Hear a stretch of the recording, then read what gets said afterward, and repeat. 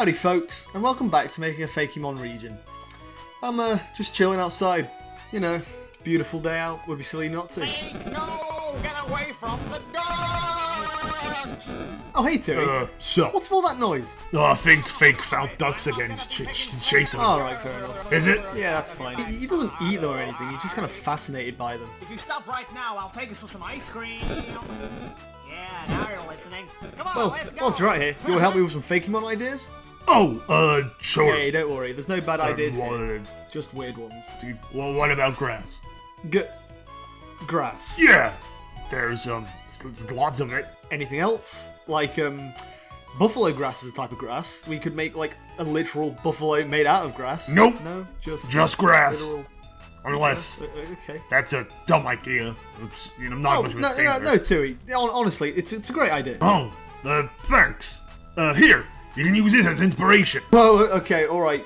Careful, Tui. I'm allergic to grass, remember? Oh, please, what's the worst that could happen? And that's how I got here. So, since I had nothing better to do other than lay in a bed, I decided to do some research on grass, as I've been given the task to make a monster literally based on just grass. So I started doing research and trying to look for some cryptids or monsters based around grass. Surprisingly, there's not a lot. Thin blades of green don't really get people's creative juices ticking, turns out. That is until I got to Irish mythology, as there exists a cryptid kind of thing called hungry grass, or in Irish, Fairgortak, or Fairgortash. I'm not too sure on the pronunciation. It's also known as fairy grass, and when I first read that, I'm kind of surprised it didn't become a Pokemon idea in the first place. The basic idea is that it's a cursed patch of grass, and anyone who walks on it is doomed to insatiable hunger. And it's apparently cursed by another Irish cryptid, the Fairgorta, or the Man of Famine, which is basically a hungry soul what curses patches of grass, or at least they're represented by each other. They're both inspired by things of such, great famines and hunger pains. So, with that being the only grass-related monster I could find, I decided to do a monster based on it. I wanted to combine the idea of the hungry ghost and the hungry grass together, and somewhat make the idea of the hungry ghost possessing the grass itself.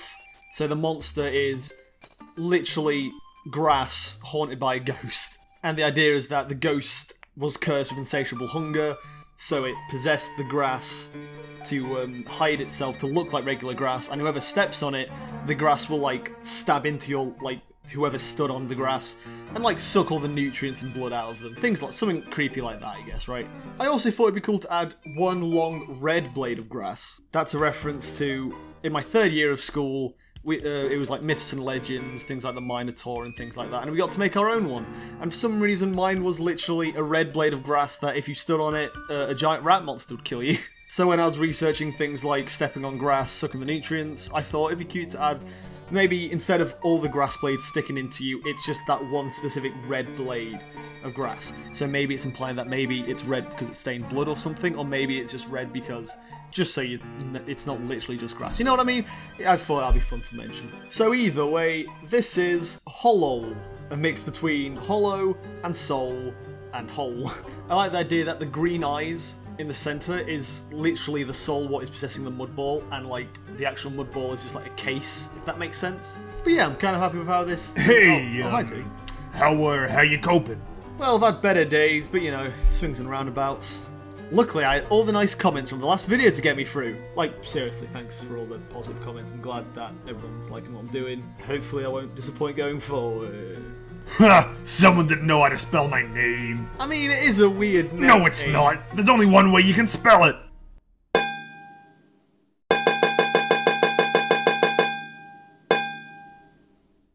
Huh. It's T-O-U-I-E. Yeah, so don't you forget it. Well, anyway, I'm gonna draw the evolution for the Hollow if you want to stick around and see to it. Beats hanging around with Redface, I guess. Oh, leave him alone. So anyway, the theme for the first monster, I wanted to have the idea of this sad, hungry soul what's trapped in a bowl of mud and it needs to suck the nutrients out to just, get by. It's insatiably hungry. And I like the idea that when it evolves, it's kind of the opposite in the sense of it's needlessly greedy now. It is insatiable, but now it's got the power to literally never stop gorging itself. So I was thinking of animals what normally represent greed, and you know, normally it's things like pigs, or even sometimes humans. I wanted to go with frogs, because frogs are insatiably hungry. Plus, with it kind of being like a mud ball dirt design, I feel like that could translate better to a frog than as to another animal. So I didn't want to make it look exactly like a frog, but simply mud somewhat morphed into a frog-like shape. Just to represent a frog, not literally be one, you know what I mean? I wanted to kind of make it look like the back end of its design is all like mushed up ground, because it just spends the day rather lying on hills looking like grass, and when people step on him, gobbles them up, or he drags his own body across searching for more food to the point where his back legs don't even exist anymore because they grind into... Because it's just dirt, isn't it? So it all fades away into like the pavement or whatever, he drags himself along. The red blade of grass now kind of represented by a tongue what shoots out the frog and stabs into things and into the void of what its mouth is.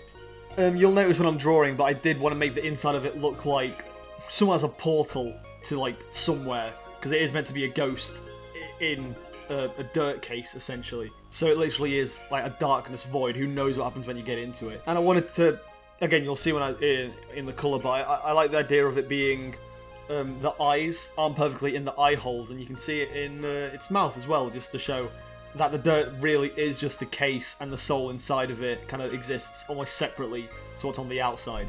Plus, it's also a reference to real-life frogs, because did you know, fun fact, frogs swallow using their eyes. They have the bug in their mouth, and their eyes go into their like heads and like push down the bug down their throat. Which is really weird.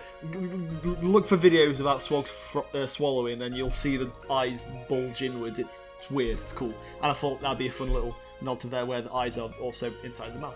I am happy with the concept and design, however, I feel like I definitely could have drawn this one better.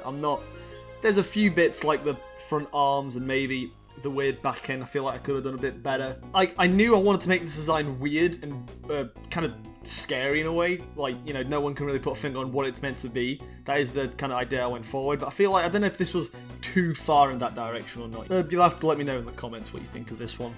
I mean, like all of them, honestly.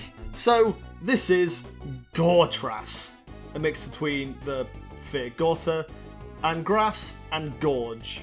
So, Gortras. Plus it kind of sounds like a monster name anyway, doesn't it? Like, Gortras. And yeah, I really don't know what to think about this one. I mean, you drew it, right? Well, and yeah. you had fun drawing it. I guess. Then at least you got that. Whether it's good or not doesn't matter when, you know, you at least did something. You should at least be proud of that. Well, T, that's actually a really nice message. Yep. All of 5 people who'll ever watch this will be tearing up. Like I said, I do enjoy the idea and concept, and I guess I'm still happy with how the colours look on it, but, you know. I mean, whether I'm proud of something or not, I always encourage constructive criticism. I feel like I should go back to this design at some point, though. Yeah, but hey, you've drawn like, 100 of these guys now? At least? So it's fine if you only got like 1 or 2 weird ones. yeah. 1. But, why are you being so nice all of a sudden? I kind of feel bad I put you in the hospital, so I'm trying to even the score out a little bit. Aw, buddy! I'd say you've done more than enough to even it out, despite putting me in the hospital. Hey, I'm glad. I think the drawing sucks. Wait, Ring, ring. oh, Ring, phone ring. ringing. That's seriously your ringtone? Yeah, I think it's kind of funny to think that my phone is real. You live Someone's ringing. with literally 3 versions of yourself from different universes, and you think that a phone not talking to you is boring. Some people, man, Either way. honestly. Hello? Bonjour, Monsieur Cidal. C'est moi, Frenchie. Oh, it's Frenchie! How you doing, buddy? J'ai entendu dire que tu pensais à des idées pour un monstre de type herbe. Peut-être pourrais-tu en faire un basé Good sur un internet. dipladénia? C'est une très belle fleur. I'm glad you're doing good. I'm just thinking of ideas for plant-based monsters.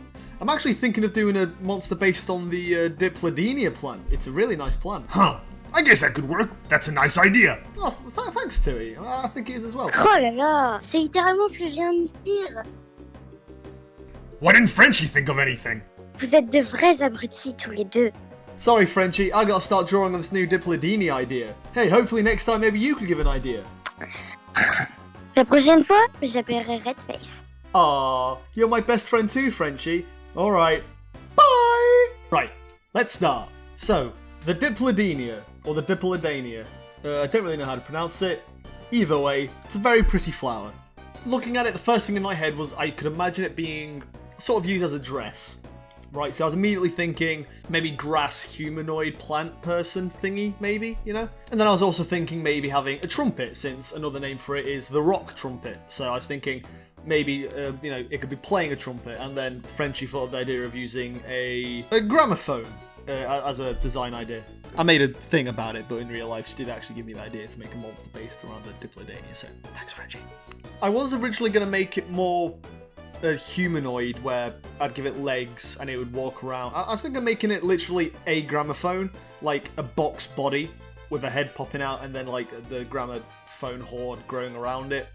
But when I started drawing it, it kind of took more of a dress to it, so I decided to make it a little bit more humanoid and remove its legs, because I like the idea of it kind of flying around in the wind like how flowers typically reproduce. So it daintily floats around. I thought that'd be a fun little thing. And chances are you've noticed something very obvious by now. I wanted to make a long vine grow around her body, what would end up as a gramophone horn.